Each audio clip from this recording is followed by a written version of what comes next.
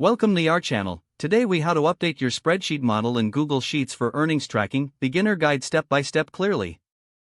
First, open your Google Sheets document that contains your earnings tracking model. Locate the spreadsheet you want to update. Click on the cell you want to modify first. If you need to add new data, navigate to the column designated for earnings. Type in the new earning figures directly into the appropriate cells. To ensure accurate calculations, check if formulas need updating. Click on the cell containing the formula you wish to adjust. Modify the formula to include any new data ranges you've added. If necessary, press Enter to finalize the changes. Next, you might want to add new rows for additional earning entries. Right-click on the row number where you want to insert the new row. Select Insert one above or Insert one below as per your requirement.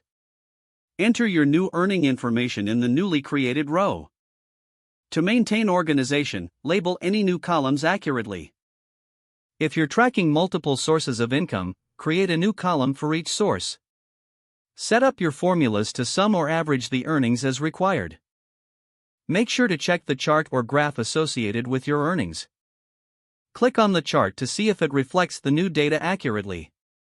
If the chart doesn't update automatically, right-click and select Update to refresh it. Consider adding conditional formatting to highlight key earnings thresholds. Select the range of cells you want to format. Go to Format in the menu, then choose Conditional Formatting. Set your rules for highlighting significant amounts or trends.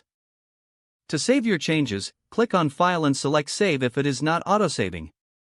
Review your updated spreadsheet to ensure accuracy throughout. Make any additional adjustments as required. Once everything looks good, you can share the updated document with your team or stakeholders. If the page does not load, refresh the browser or try again in a private or incognito window. Make sure you are using the correct email address, then retype it carefully to avoid small typos. Don't forget to like this video and subscribe to our channel for more step-by-step tech guides.